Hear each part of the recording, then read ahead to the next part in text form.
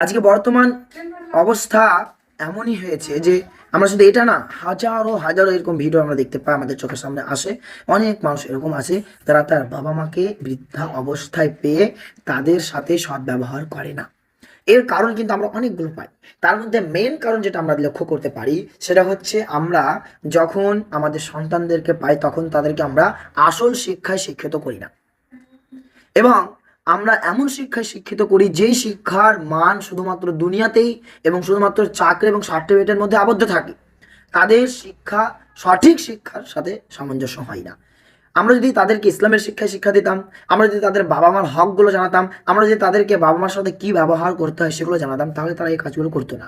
কারণ আজ থেকে 1450 বছর আগে আল্লাহ তাআলা সূরা ইসরার 23 থেকে 24 নম্বর আয়াতের মধ্যে বলেছেন যে তোমাদের মধ্যে যখন তোমাদের বাবা মা বা বাবা কিংবা উভয়ই বৃদ্ধ অবস্থায় পৌঁছে যাবে তখন তাদের সাথে এমন সদাচরণ করো যে তাদের সাথে শব্দটিও বলো না। আর আজকে দেখুন কি অবস্থা। এটা শুধু আমরা একটা ভিডিও না, আমরা হাজারো ভিডিও এরকম দেখি যেখানে বৃদ্ধাবস্থায় পৌঁছে গেছে তার বাপ মা কাউকে রাস্তায় ফেলে দিচ্ছে, কাউকে মেরে দিচ্ছে, কাউকে উপর থেকে নিচে ফেলে দিচ্ছে, কাউকে দরজা বন্ধ করে মেরে দিচ্ছে, কাউকে মাটি চাপা দিয়ে মেরে দিচ্ছে, এবং নিরীহ নিরীহ প্রাণীর মতো তাদেরকে আচরণ করছে। আর এর জন্য আমি বাবা, আপনি বাবা, আমাদের সকল বাবা এই সন্তানদেরকে সঠিক শিক্ষা না দেওয়ার জন্য দায়ী। আর এটা যতক্ষণ পর্যন্ত আমরা সঠিকভাবে তাদেরকে শিক্ষা দিতে পারবো না ততক্ষণ পর্যন্ত আমরা এইরকম পরিস্থিতি আরো সামনে দেখতে পাবো। এটার জন্য আমাদেরকে এখন থেকে প্রস্তুতি নিতে হবে এবং নিজের সন্তানদেরকে সঠিক শিক্ষায় শিক্ষা দিতে হবে।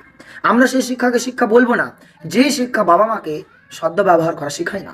আমরা সেই শিক্ষাকে শিক্ষা বলবো না যে শিক্ষা বড়দের সাথে সম্মান এবং ছোটদের সাথে স্নেহ করা না শেখায়। আমরা সেই শিক্ষাকে শিক্ষা বলবো না তারা বড়দেরকে দেখে মাথা নত করা এবং বড়দের সাথে কঠোরভাবে কথা বলা এবং তাদের সাথে খারাপ ব্যবহার থেকে বঞ্চনা শেখায়। যদি এই সমস্ত শিক্ষা, এই সমস্ত জিনিস শেখাতে না পারে তাহলে সেই শিক্ষা অর্জন করে সে একটা মূর্খ। আল্লাহ তাআলা বলছেন ইন্নামা ইয়াখশাল্লাহু মিন ইবাদিহিল উলামা, নিশ্চয় আল্লাহ তাআলাকে তারাই প্রকৃতপক্ষে ভয় করে যারা শিক্ষিত এবং জ্ঞানী। কিন্তু আজকের দেখুন জ্ঞানীরা, আজকের জ্ঞানীরা কি এরকম হয়েছে? তারা কি আল্লাহ তাআলাকে ভয় করছে না? কারণ তারা সেই জ্ঞানী না যেই জ্ঞানের কথা আল্লাহ তাআলা বলেছেন।